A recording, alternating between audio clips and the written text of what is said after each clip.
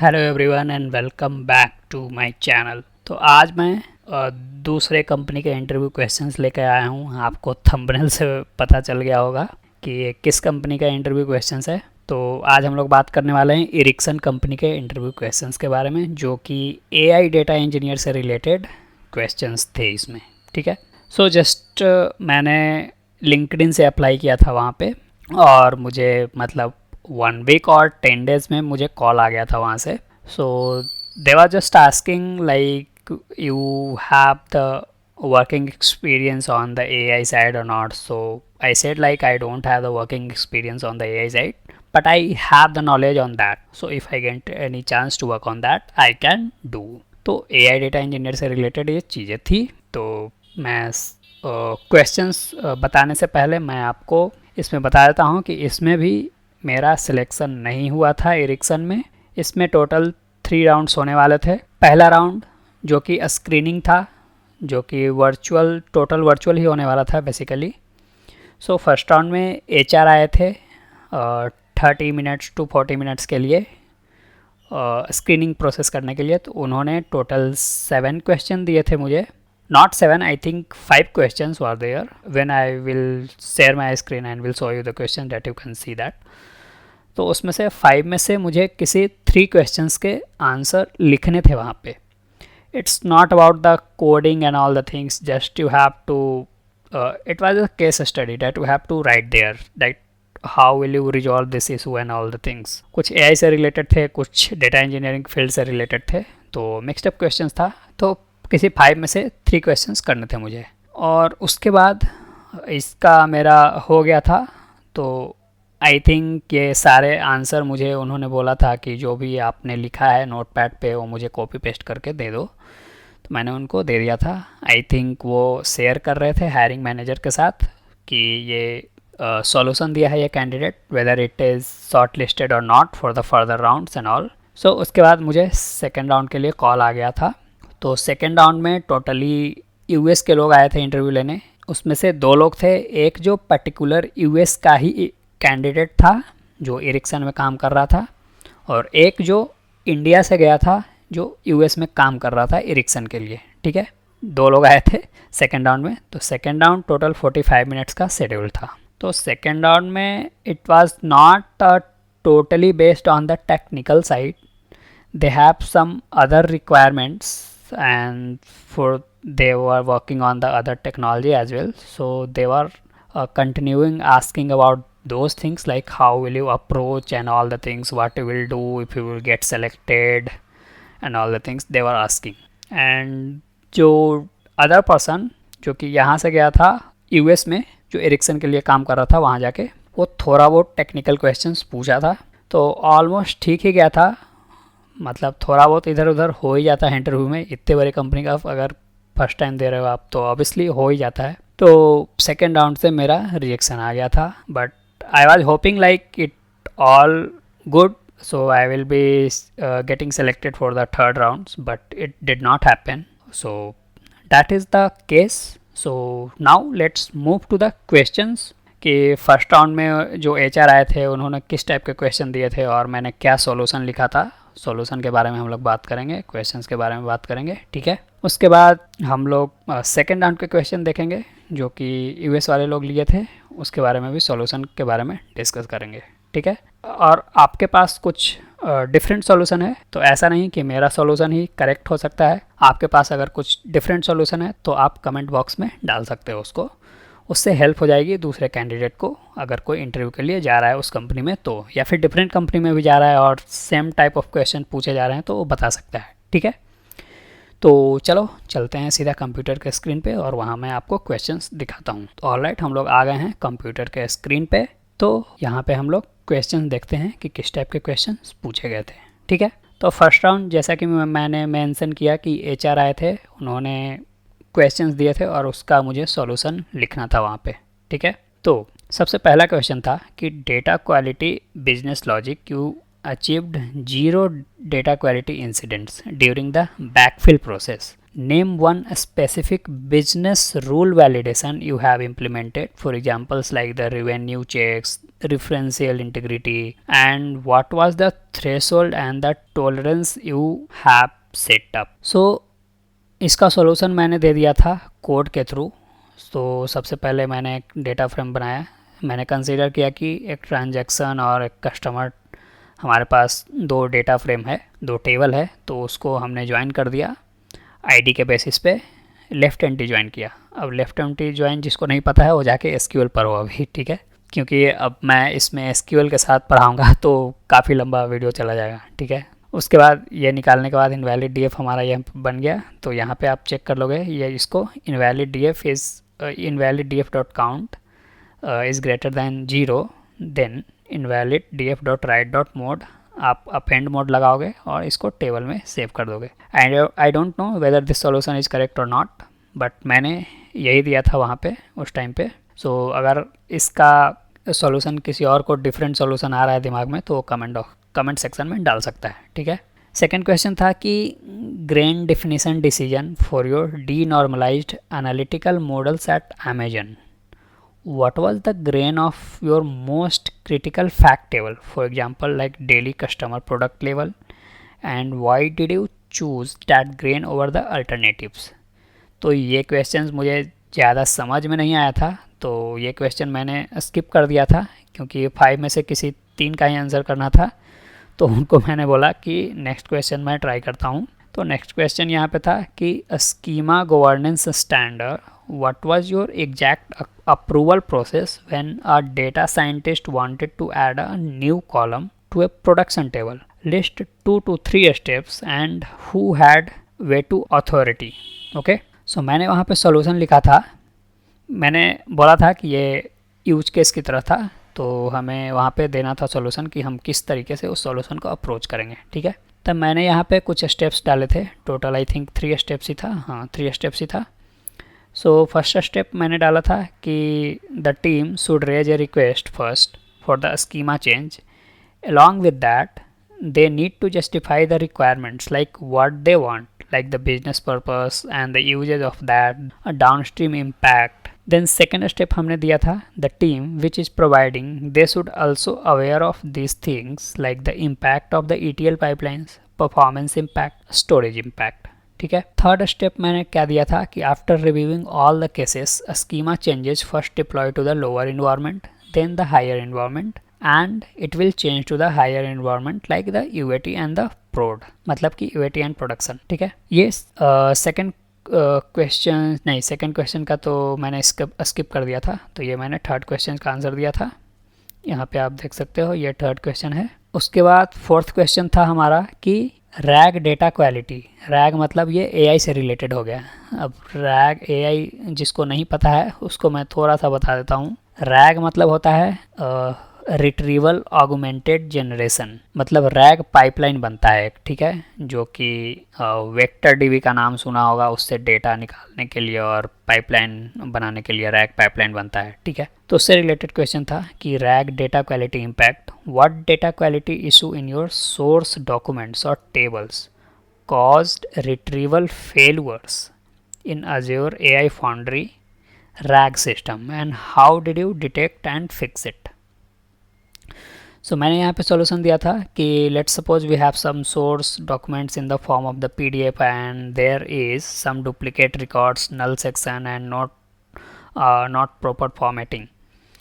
So because of this embeddings, मतलब कि ये जो भी PDF में डॉक्यूमेंट्स PDF में यहाँ पे मैंने बोला ना कि source documents in the form of the PDF.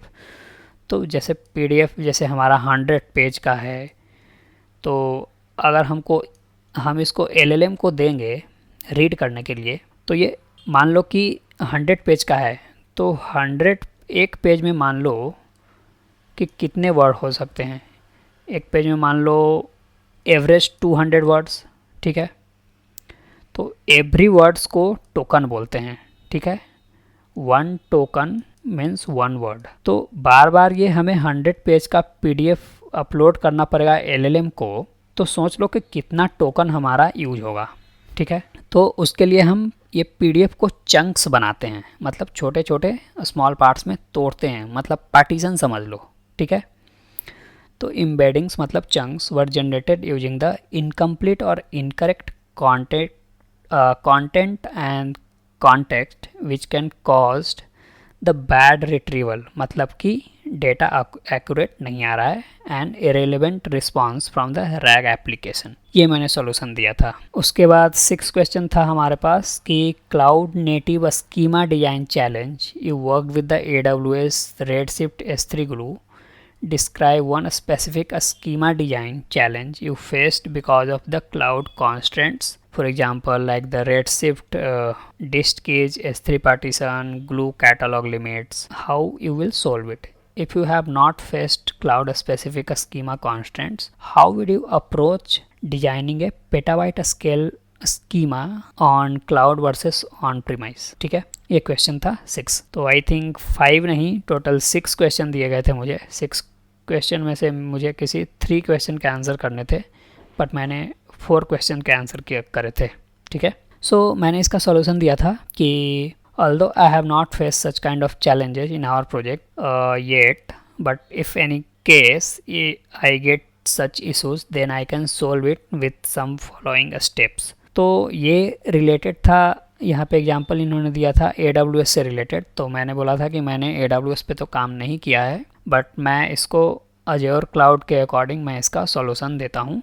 तो उन्होंने बोला था ठीक है, आपको जो भी क्लाउड में आप काम कर चुके हो उसके हिसाब से आप सॉल्यूशन बताओ, ठीक है। तो मैंने AWS के अज्योर के हिसाब से मैंने सॉल्यूशन दिया था। सो फर्स्ट स्टेप था इसमें हमारा कि we can redesign the partitioning strategy of the data from hourly basis to the daily basis pattern, ठीक है। एंड द नेक्स्ट वन था कि we can do the file compaction as well in the Databricks using the optimize or G-order to reduce the small file issues. And the third thing था कि अब यहाँ पे देखो AWS में Redshift एक डेटा वेयर हाउस है, अब Azure में Synapse एक वेयर हाउस है यहाँ पे, ठीक है।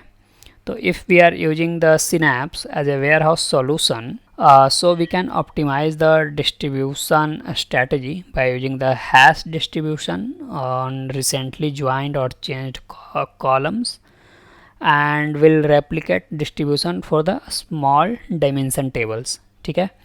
और द लास्ट वन मैंने लिखा था यहाँ पे कि we can use the delta table format to get the additional features like the schema enforcement, evaluation, versioning and the acid properties. तो ये टोटल 6 क्वेश्चन था और इसमें मैंने 4 क्वेश्चन का आंसर करे थे, ठीक है। तो ये इनिशियल स्क्रीनिंग और जो भी बोल लो, राउंड 1 बोल लो, ये राउंड 1 के क्वेश्चंस थे। अब मैं आपको राउंड 2 का लेके चलता हूँ जो कि US वाले लोग लिए थे, ठीक है। तो यहाँ पे राउंड 2 के क्वेश्चन देखो। First question, introduction and about your current role and the tech stack which you are working, ठीक है। तो ये आपको बता देना है अपने हिसाब से जो भी आप काम कर रहे हो और जो भी आपका टेक स्टैक है। उसके बाद सेकंड क्वेश्चन था कि can you give me just an example of like a performance issue और any kind of complex issues that you got in the process that you need to debug yourself, ठीक है। तो मैंने यहाँ पे answer इस तरीके से कुछ बोला था, नॉट एग्जैक्टली, क्योंकि ये लिखने में अलग हो जाता है और बोलने में अलग हो जाता है। तो मैंने लिखा है कुछ हिसाब से आपके लिए, जो आप इस तरीके से आप समझ सकते हो और एक्सप्लेन कर सकते हो।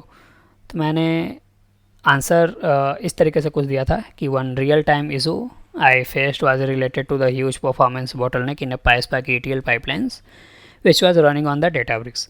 So the pipeline was processing around 400 to 500 million records on the daily basis from multiple source systems and loading the transformed data into the gold layer in ADLS Gen 2. So initially the job was taking almost 3.5 to 4 hours to execute, and but the expected SLA was under 1.5 hours. इसको थोड़ा कम कर सकते हो आप, 3.5 to 4 से 1.5 तो नहीं होगा और कम होना चाहिए, अराउंड 30 मिनट्स आप समझ लो यहाँ पे, ठीक है। So I started debugging the issue step by step. First I check the Spark UI metrics in the Databricks. Then I identified that one particular stage was taking most of the execution time that a stage involved a large data set joined between the two big data frames. ठीक है. After analyzation, I found some major problems in that. There was some data skewness problem, and one join key had very few unique values, so most of the data was joining to a single partition. ठीक है. Then because of that, one executor was overloaded while others were idle. Also, unnecessary columns were being carried throughout the pipeline, increasing subfile size. On top of that, there were multiple white transformation causing the expensive subfiles. तो ये सब आप problem आप अगर काम किए होगे तो ये सब प्रॉब्लम आपको दिखेगा रियल टाइम पे. ठीक है. तो इस तरीके से आप बोल सकते हो. अब प्रॉब्लम तो आप बता दिया, आप इसको सॉल्यूशन भी बताना पड़ेगा कि ये प्रॉब्लम मुझे फेस हुआ था तो आप इसको सोल्व कैसे किए. ठीक है. तो मैंने इस तरीके से कुछ आंसर दिया था. To fix this I have implemented several optimization technique which was like I have removed unnecessary columns early using the select, repartition the data frame properly based on the high cardinality column. Then I have used the broadcast join for the smaller lookup table, added sorting technique to handle the data skewed, and then use the cache, one reusable intermediate data frame because it was being used multiple times. And then I have also fine tuned the Spark configuration like the shuffle partition and all. ठीक है. तो इस तरीके से आप answer कर सकते हो. अब नेक्स्ट क्वेश्चन पे चलते हैं.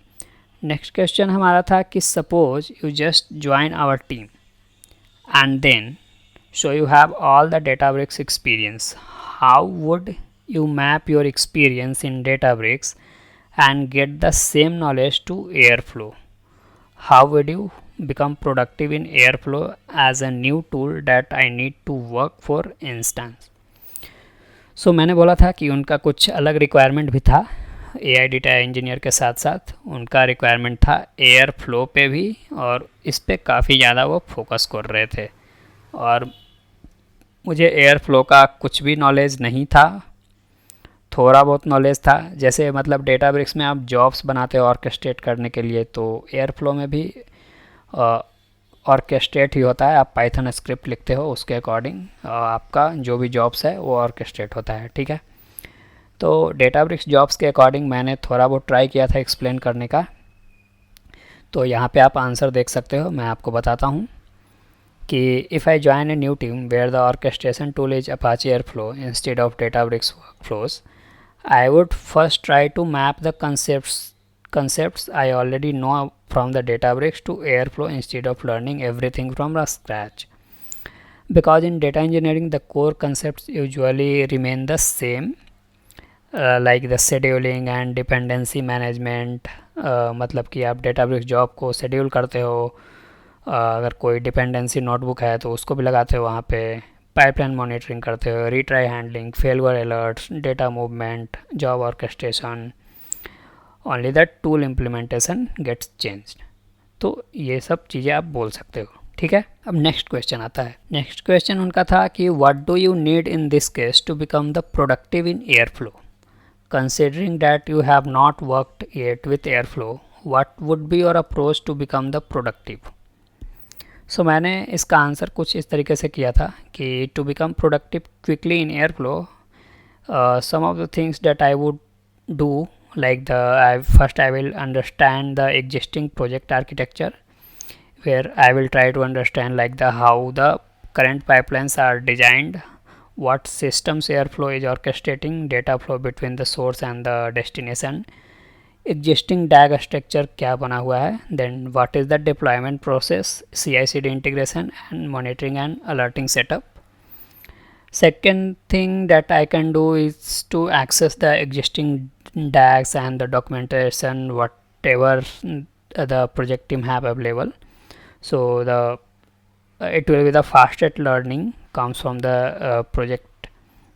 So first I would go through the existing DAG files, then we'll check the reusable utility models, then we'll check the custom operators and the hooks, naming conventions, scheduling standards, retry policies, and the failure handling patterns that helps me understand how the team actually uses airflow in production. Third thing, आप बोल सकते हो कि learn core airflow concepts hands on.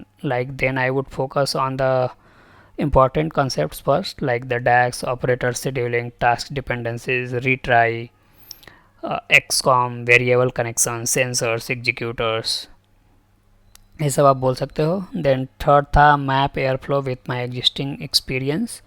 So I would connect airflow concepts that with things I already know. For examples like the Databricks workflow dependency, and in the airflow it will be like the airflow task dependency. In the Databricks we used to schedule the notebook scheduling, but here it will be the DAG scheduling.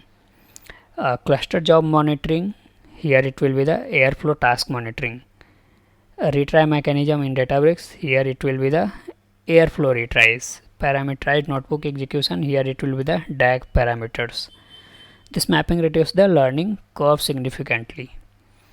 Then the next one आप बोल सकते हो कि start with a small contributions. Like initially I would contribute in a smaller tasks like the modifying existing DAGs, adding violations, updating schedules, adding monitoring logic, fixed failed task, and improving the logging. Next आप बोल सकते हो कि we'll try to focus on the debugging and the operations as well, like since orchestration tools are operationally critical, so I would spend time to understand like how failures are investigated, log analysis, DAG reruns, backfills, dependency failures, SLA monitoring, performance bottlenecks. Because in production debugging skills are extremely important. Then आप बोल सकते हो कि collaborate with the team members. I would also actively connect with the team members to understand like the common production issue, best practices followed internally, deployment standards, security and credential handling, environment specific configurations that usually accelerate onboarding a lot. Okay, then the fifth question, like suppose at the business layer you were trying to provide the insights and you have like the raw data set. In this case, do you have a project where you personally contribute, like how you do the data modeling and a schema design from raw to the gold layer? Like do you have any project like that? Can you explain? So मेरा जो भी recent project था वो total scratch development project था, तो काफ़ी ज़्यादा लंबा प्रोजेक्ट है. मैंने इसके जस्ट पिछले वीडियो में मैंने बता रखा है प्रोजेक्ट, पूरा डिटेल में एक्सप्लेन किया था ये सेम प्रोजेक्ट. तो आप लोग पिछला वीडियो जाके देख सकते हो, मैं इधर आई बटन में दे दूँगा आपको, तो वहाँ से आप जाके देख लेना, ठीक है. क्योंकि मैं फिर अगेन एक्सप्लेन करूँगा तो काफ़ी ज़्यादा लंबा होगा, और ये टोटल स्क्रैच डेवलपमेंट प्रोजेक्ट था, तो मुझे सारी चीज़ें इसमें एक्सप्लेन करना पड़ेगा. मैं थोड़ा सा ओवरव्यू आपको दे देता हूँ यहाँ पे, ठीक है. तो क्लाइंट का सोर्स था, ये 3 सोर्स था क्लाइंट का, SAP, सेल्सफोर्स, वंडरसॉफ्ट, ठीक है. तो इनका डेटा जो था एक उनके ADLS में स्टोर था, ठीक है. तो सारे इसके ADLS में, क्लाइंट के ADLS में सारा प्रोडक्शन ग्रेड का भी डेटा था जो कि दूसरे प्रोजेक्ट के लिए यूज हो रहा था, तो वो एक्सेस नहीं दे रहे थे इसका, ठीक है. तो उन्होंने वो कुछ फैब्रिक लेकहाउस, कुछ डैशबोर्ड वगैरह के लिए यूज कर रहे थे. तो at the last, after a lot of conversation, they agree upon that like they will create one separate fabric lake house and they will provide all the data, required data, ठीक है. तो उन्होंने internally ये pipeline build किया अपने ADLS से ADF के through, और सारा डेटा हमें लेक हाउस में दे दिया. तो इसमें हमने SPN कनेक्शन लगाया और डेटाब्रिक्स में उसका डेटा हमने फेच कर लिया, ठीक है. तो फेच करके हमने ब्रोंज में डाल दिया, मतलब कि हम मेडालियन आर्किटेक्चर फॉलो कर रहे थे डेटा लेक में, तो ब्रोंज में डाल दिया. उसके बाद यहाँ से उठाया, ट्रांसफॉर्म किया, और यहाँ से उठाया, असॉर्टमेंट किया. तो यूनिटी कैटलॉग हम लोग बना रहे थे, उसमें सारा डेटा हम लोग डाल रहे थे, ठीक है. तो इंक्रीमेंटल डेटा आ रहा था, तो ब्रोंज में तो सेम डेटा आएगा. उसके बाद यहाँ पे मर्ज स्टेटमेंट लगा हुआ था इंक्रीमेंटल डेटा आने के लिए, मतलब मर्ज, अपडेट एंड इंसर्ट के लिए, और गोल्ड में भी लगा हुआ था, ठीक है. तो अब प्रोजेक्ट के बारे में बताता हूँ. यह तो आर्किटेक्चर हो गया. आर्किटेक्चर पहले ख़त्म कर देता हूँ आपको।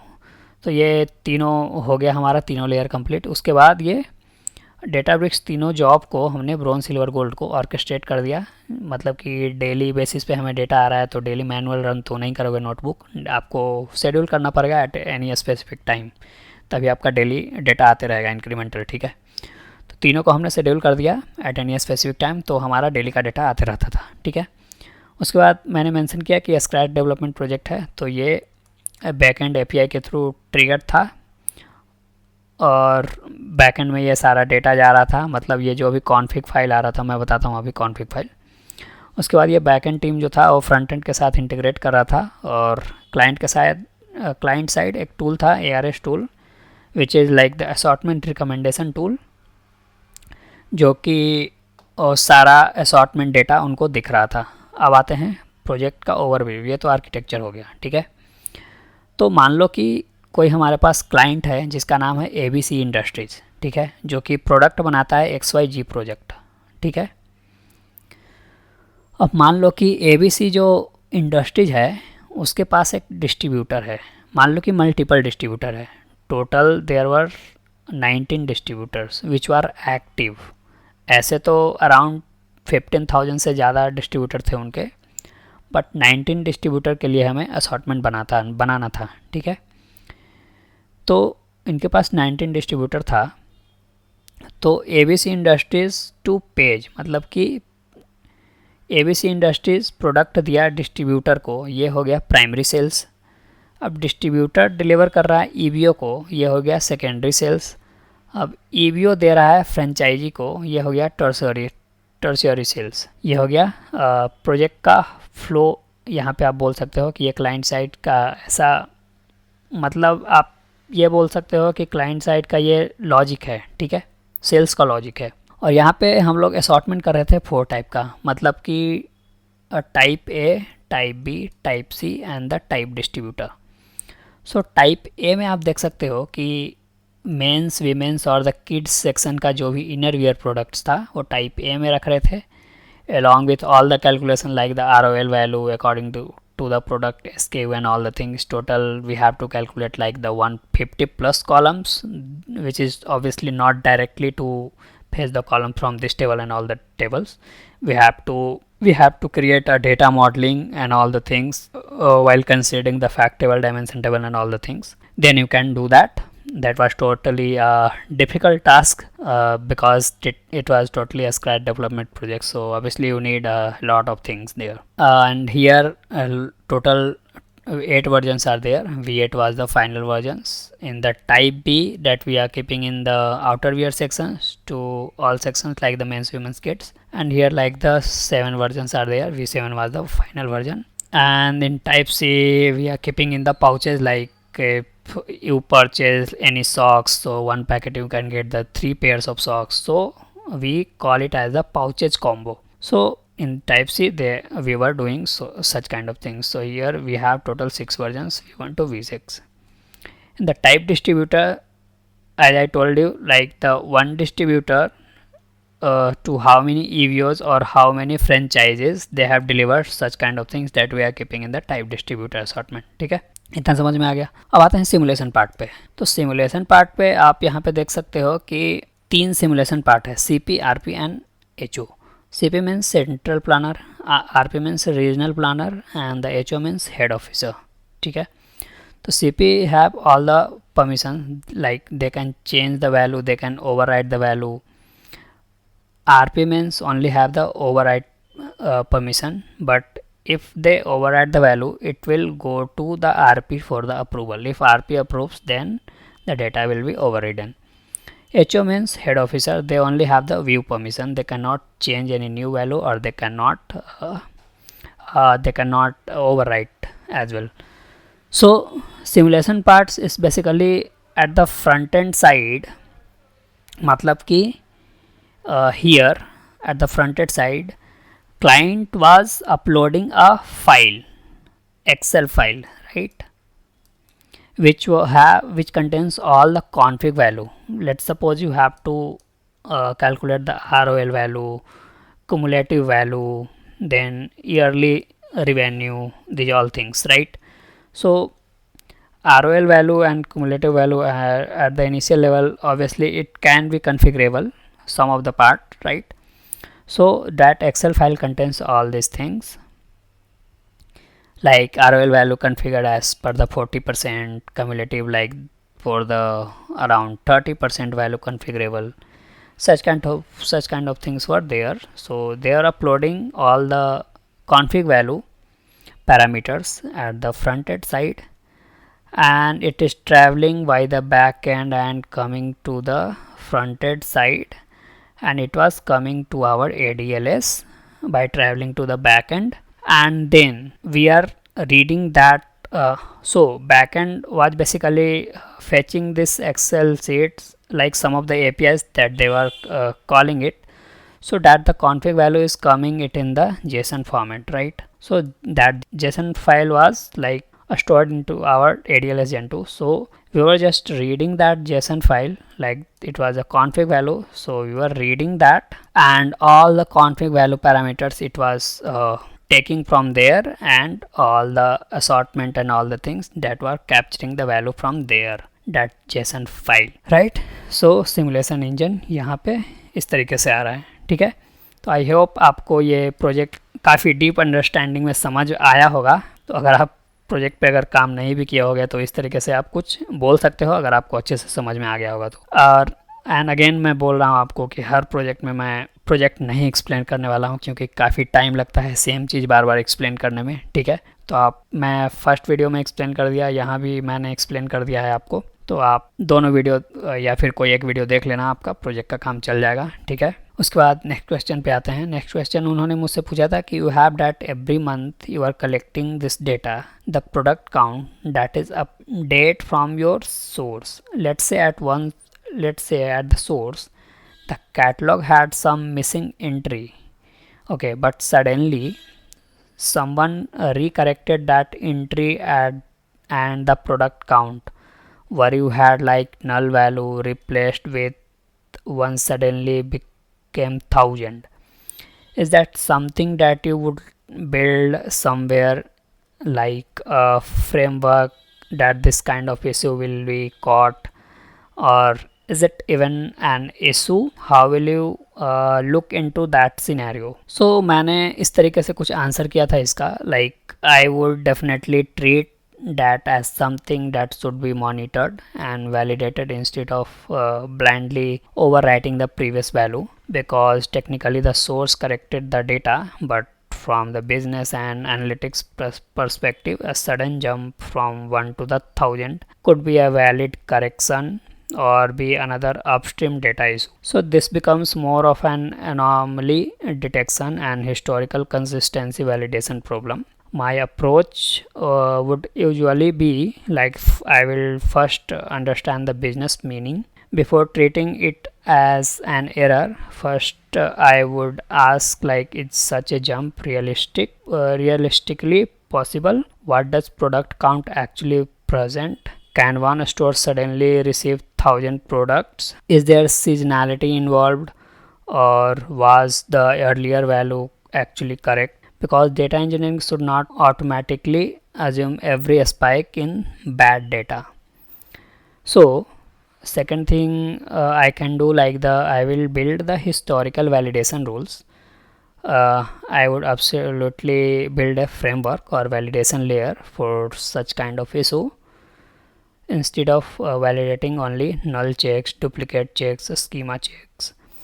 I would also implement trend based historical validations. For examples, like I will compare current month versus previous month, will detect the abnormal percentage increase or decrease, and will flag the unusual spikes.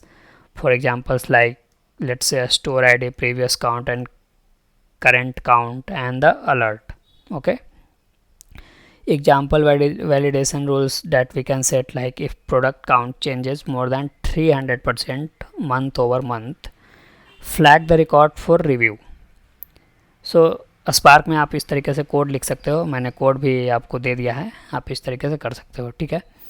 This does not necessarily fail the pipeline immediately, but it raises the alerts And third thing that you can do, like the introduce the data quality security levels. I usually categorize such violations into, like, will do the severity and the actions, like the critical fail pipeline warning, and it will send the alert. Informational will the log only. So in this scenario, a jump from one product to 1000 products may initially be a warning, not necessarily a hard failure, because business teams may need to validate it first. और काफ़ी सारे मैंने points यहाँ पे डाले थे. Fourth point आप यहाँ पे पढ़ सकते हो, like maintain historical audit tables. Fifth point आप यहाँ पे पढ़ सकते हो कि will collaborate with the business teams, will check like the acceptable threshold size, then expected growth patterns, seasonal variations, then operational realities. Final approach आप बोल सकते हो इस तरीके से कुछ. ठीक है, तो इस तरीके से आप आंसर कर सकते हो इन सब क्वेश्चंस को. So the next question, like, so now we will have to automate this process, right, going forward. So any mechanism technique that you think would be helpful, like what you will do for this, and like what is some precautionary things that you can try from here. So मैंने यहाँ पे answer दिया था कि my approach would include multiple layers of protection, like the historical trend validation.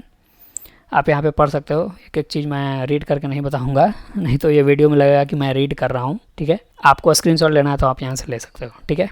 Third second thing आप यहाँ पे बोल सकते हो कि थ्रेशोल्ड बेस्ड अलर्टिंग. जैसे कि आप यहाँ पे अगर 300% इंक्रीज होता है तो आप वार्निंग दे सकते हो. अगर 1000% इंक्रीज होता है तो क्रिटिकल अलर्ट कर सकते हो. अगर सडन ड्रॉप टू 0 होता है तो क्रिटिकल अलर्ट कर सकते हो. इस तरीके से आप कर सकते हो यहाँ पे. ठीक है. Third thing that you can do, like the dynamic baseline validation, that you can do that. And the fourth thing that you can do is like the quarantine mechanism. ठीक है, यहाँ पे आप कर सकते हो. और यहाँ पे फिफ्थ है ऑडिट एंड वर्जनिंग, ये भी आप कर सकते हो. नेक्स्ट आप कर सकते हो डेटा ऑब्जर्व डैशबोर्ड, आप यहाँ पे कर सकते हो चेक. देन आप अलर्टिंग एंड नोटिफिकेशन कर सकते हो. यहाँ पे प्रिकॉशनरी थिंग्स आप लगा सकते हो कि आप क्या करोगे. Then maintain original raw data, track source correction, then avoid hard failures for every spike. Then long term advanced approach that you can show them, like the machine learning based anomaly detection, that you can do that. Okay, now the next question, like, what if your reference document or the catalog become outdated? And okay, like your reference that you have no consider, like you have the sources, you have created a reference for that, and then you are transforming and you are getting the output. So consider that you perform the reference to the transformation. You are gonna check that the product count is same or not. Okay, but somehow the data source has changed with some catalog. How are you updating the reference catalog then? तो यहाँ पे आप कुछ चीज़ें देख सकते हो कि सॉरी. तो मैं जब भी इंटरव्यू देता हूँ, जैसा कि मैं इंटरव्यू वीडियोस बनाता हूँ सारे कंपनी के लिए, तो मैं जब भी इंटरव्यू देता हूँ मैं अपने फ़ोन का वॉइस रिकॉर्डिंग ऑन करके छोड़ देता हूँ, ताकि जो भी क्वेश्चंस कैप्चर हो मैं उसको बाद में स्क्रिप्ट में कन्वर्ट कर सकूँ और कन्वर्ट करके आप लोगों के लिए वीडियो और सॉल्यूशन दे सकूँ. ठीक है, because this kind of questions no one will remember that such huge questions, right. So we have to, मैं यूजुअली ये करता हूँ. ठीक है, वॉइस रिकॉर्डिंग ऑन करके. तो इसका मैंने आंसर इस तरीके से कुछ दिया था कि if the reference itself is stale, मतलब कि outdated हो गया, then even the quality checks built on top of it can become the misleading. So in this case, the biggest focus should be maintaining synchronization and governance for the reference catalog itself. My approach would be something like this. So first, I would never treat the reference catalog as a static data. I would treat it as a managed and the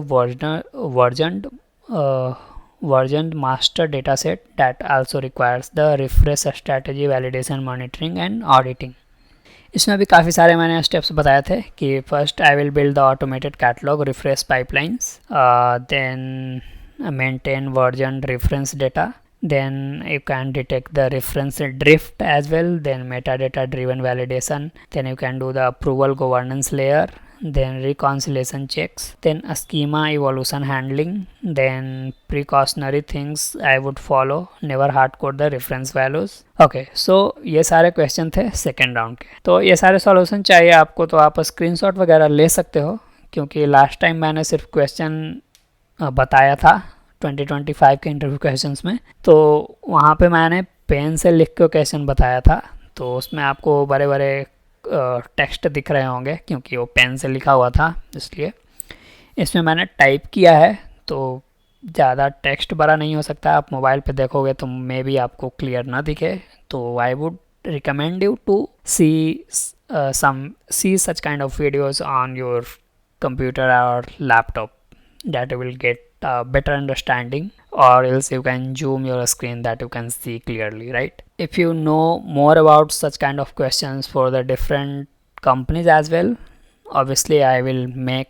that video. So this type of videos take a lot of time to, obviously I have the questions in my mobile recording, but मैं उसको answer में भी आपको किस तरीके से convert करके दे रहा हूँ, उसमें भी काफ़ी ज़्यादा टाइम लगता है. फिर क्वेश्चंस को इधर टाइप करना सुन के, तो that things take a lot of time. So I would recommend like just like my hard working and do subscribe my channels and like the video. And if your friends are preparing for the interview for the data engineering, and or else they want to switch in to the data engineering side and all, so you can share such videos to them as well. So, and if you have any other solution of such kind of questions, you can write down in the comment section as well, so people will know more about the solutions, like how we can give the other solution as well.